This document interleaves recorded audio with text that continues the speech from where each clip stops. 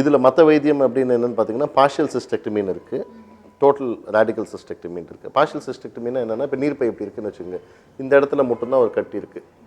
அது வந்து நம்ம ஆப்ரேஷனுக்கு தோதாக இருந்ததுன்னா அந்த நீர்ப்பை பகுதியை மட்டும் ஃபுல்லாக ரிமூவ் பண்ணிவிட்டு திருப்பி நீர்ப்பையை வந்து நம்ம க்ளோஸ் பண்ணிடலாம். அது பார்ஷியல் சிஸ்டெக்டமின்னு சொல்லுவோம். பட் நிறைய டைம் வந்து அது சாத்தியம் இருக்கிறது இல்லை. ஏன்னா வந்து இவங்க வரும்போதே வந்து கட்டி ரொம்ப பெருசாக இருக்குது. இப்போ ஃபார் எக்ஸாம்பிள் வந்து ஒரு போன வாரம் தான் ஒரு பேஷண்ட்டை பார்த்தேன் நான். அந்த பேஷண்ட் வந்து நீரில் ரத்தம் போயிட்டு இருக்கு. 3 மாதத்துக்கு முன்னாடி ஒரு ஸ்கேன் பண்ணியிருக்காரு. அப்போ ஸ்கேனில் வந்து கட்டி சைஸ் 4 சென்டிமீட்டர் தான் இருக்குது. 3 மாதமாக வந்து அவர் வைத்தியம் எதுவுமே அதுக்கு பண்ணலை. ஓகே. 3 மாதம் கழித்து வராரு. நான் பார்க்குறேன் கட்டி வந்து 8லேருந்து 9 சென்டிமீட்டர். அதாவது 3 மாதத்துக்கு முன்னாடி இருந்ததுக்கு அப்படியே டபுள் ஆயிடுச்சு. நீர்ப்பைக்கு அடியிலையும் போயிடுச்சு. அதாவது அந்த டெப்த் ஆஃப் இன்வேஷனும் ஜாஸ்தி ஆயிடுச்சு. ஸோ அவருக்கு வந்து டெஃபினட்டாக வந்து நம்ம நீர்ப்பையை ஃபுல்லாகவே ரிமூவ் பண்ண வேண்டிய அவசியம் இருக்குது. ஓகே. ப்ராஸ்டேட் கேன்சர் இன்னொன்று இருக்குது. ஸோ ப்ராஸ்டேட் கேன்சர் வந்து அது திருப்பி வந்து ப்ராஸ்டேட்டில் மட்டும்தான் இருக்கா, ப்ராஸ்டேட் விட்டு வெளியில் பதவி இருக்காங்கிறத வச்சு தான் நம்ம ட்ரீட்மெண்ட் என்னங்கிறது டிசைட் பண்ணோம். இப்போ நான் சொன்னேன் இல்லைங்களா, கிட்னி கேன்சர், கிட்னிலேருந்து நீர்ப்பைக்கு வர பாத கேன்சர், நீர்ப்பை கேன்சர், இது எல்லாத்துக்குமே வந்து என்ன கேட்டால் one of the best forms of treatment வந்து சர்ஜரி.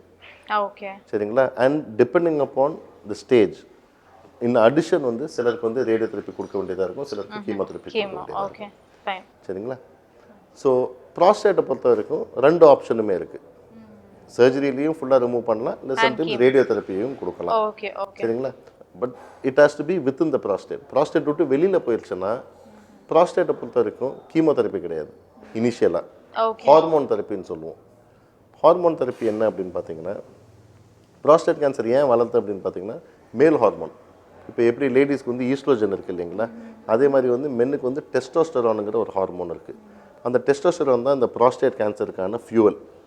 ஸோ வந்து நெருப்பில் வந்து எண்ணெய் ஊற்றிட்டு இருக்க மாதிரி இந்த டெஸ்டோஸ்டெரான். ஸோ பரவிடுச்சுன்னா இந்த எண்ணெயை வந்து கட் பண்ணணும். ஸோ எண்ணெயை கட் பண்ணோம்னா நெருப்போட இன்டென்சிட்டி என்ன ஆகும், கம்மியாகும். சரிங்களா. ஸோ வந்து வேரியஸ் மெத்தட்ஸ் இருக்குது. ஆப்ரேஷன் பண்ணி இந்த டெஸ்டோஸ்டெரான் லெவலை கம்மி பண்ணலாம், அதாவது விதையை ரிமூவ் பண்ண வேண்டியதாக இருக்கலாம், இல்லை டேப்லெட்ஸ் இருக்குது, இன்ஜெக்ஷன்ஸ் இருக்குது. So various methods other. இதெல்லாம் ஃபெயில் ஆச்சுன்னா தான் we will consider chemotherapy in prostate cancer. Okay.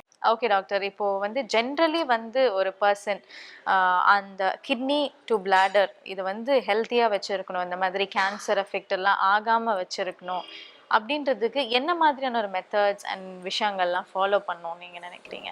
நிறையா வந்து many of the diseases are genetically linked. One, இப்போ வந்து நம்ம வாழக்கூடிய காலகட்டங்களில் பார்த்தீங்கன்னா it is also got to do with our life style.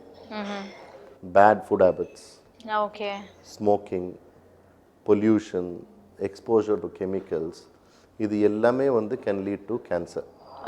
சரிங்களா. இப்போ வந்து ஜெனட்டிக்ஸ் இப்போ தான் வந்து நிறைய ரிசர்ச் நடந்துட்டு இருக்கு. ஸோ ஜெனட்டிக் ப்ரீடிஸ்போசிஷன் இருந்ததுன்னா அதுக்கு என்ன பண்ணலாங்கிற மாதிரிலாம் இப்போ ஆராய்ச்சிகள் போயிட்டு இருக்கு. பட் மற்றதெல்லாம் பார்த்தீங்கன்னா வந்து பொல்யூஷன் டெஃபினட்டாக வந்து நம்ம கையில் தான் இருக்குது. கண்டிப்பாக நம்ம யூஸ் பண்ணுற கெமிக்கல்ஸ் நம்ம கையில் தான் இருக்குது. ஸ்மோக்கிங் நம்ம கையில் தான் இருக்குது. சரிங்களா. ஸோ இதெல்லாம் வந்து நம்ம கையில் இருக்கக்கூடிய ஃபேக்டர்ஸை வந்து நம்ம மாடிஃபை பண்ணி வச்சுக்கிறது நல்லது. நம்ம கையில் இல்லாத ஃபேக்டர்ஸ் வந்து நம்மளால் ஒன்றும் பண்ண முடியாது. One. Okay. Second thing is, for example இப்போ ப்ராஸ்டேட் கேன்சர் இருக்குதுன்னு வச்சுக்கோங்க. இப்போ அப்பாவுக்கு வந்து ப்ராஸ்டேட் கேன்சர் இருக்குன்னா மகன் வந்து ஏர்லி ஸ்டேஜ்லேருந்தே வந்து ஹி ஷுட் பி அந்த ஃபாலோ. யூஸ்வலாக வந்து ஃபாலோ அப் இது ஸ்க்ரீனிங் வந்து 45 to 50 இயர்ஸ்க்கு மேலே தான் சொல்லுவோம். பட் இந்த மாதிரி ஃபர்ஸ்ட் டிகிரி ரிலேட்டிவ்ஸ் யாருக்காவது கேன்சர் ப்ராஸ்டேட் இருந்ததுன்னா from 40 years of age itself they have to be under regular check. PSA பார்க்கணும், ப்ராஸ்டேட் எக்ஸாமினேஷன் பண்ணணும். ஸோ PSA கொஞ்சம் லைட்டாக கூடிச்சு, இல்லை ப்ராஸ்டேட் எக்ஸாமினேஷனில் ஏதாவது அப்னார்மாலிட்டி இருந்ததுன்னா டக்குன்னு வந்து அவங்கள எக்ஸாமின் பண்ணி டெஸ்ட் பண்ணி கேன்சர் இருக்கா இல்லையான்னு பார்த்தோம்னா we can pick it up at very early stage. So டெஃபினட்டாக வந்து இந்த மாதிரி பேஷண்ட்ஸ்க்கு we can attempt cure. Okay. So இப்போ ஜென்ரலி இப்போ நீங்கள் சொன்னீங்கல்ல டாக்டர், அதாவது இதுக்குன்னு ஸ்பெஷல் சிம்டம்ஸ் எல்லாம் இருக்காது, அண்ட் மெயின்லி வந்து வெரி காமன்லி வந்து யூரினில் வந்து பிளட் இருக்கும்னு நீங்கள் சொல்லியிருக்கீங்க. ஸோ அட் டைம்ஸ் வந்து நீங்களே வந்து நிறைய பேஷண்ட்ஸ் வந்து ரொம்ப லேட்டாக வர ஒரு சுச்சுவேஷனும் பார்த்துருக்கீங்க. ஸோ இந்த டைமில் நீங்கள் இந்த காமன் பப்ளிக்கு கொடுக்க விரும்புகிற ஒரு விஷயம் என்னது? ஒன்று, blood வந்ததுன்னா தயவு செய்து அதை இக்னோர் பண்ணாதீங்க, சரிங்களா? So get yourself definitely examined by a specialist to see why you've got blood in the urine. One, prostate பொறுத்த வரைக்கும் please do annual checks. Get your PSA checked at least once in a year or once in 2 years. First degree relatives இருக்குது, அதாவது வந்து அப்பாவுக்கு இருக்குது, அண்ணனுக்கு இருக்குது, அந்த மாதிரி ஏதாவது ஒரு ஃபேமிலி சுச்சுவேஷன் இருந்ததுன்னா start this early in life, சரிங்களா? அண்ட் இப்போ மற்ற எல்லா டிசீஸ்க்கும் பண்ணுற மாதிரி வந்து master health checkup definitely will not harm. Once in 2 to 3 years வந்து ஏதோ ஒரு மாஸ்டர் ஹெல்த் செக்கப் பண்ணிங்கன்னா இந்த கிட்னியில் இருக்க சின்ன சின்ன கட்டிகள்லாம் கூட பிக்கப் ஆகிறதுக்கான வாய்ப்புகள் இருக்குது. அண்ட் நான் ஃபஸ்ட்டே சொன்ன மாதிரி வந்து பர்சனல் டிசிப்ளின்.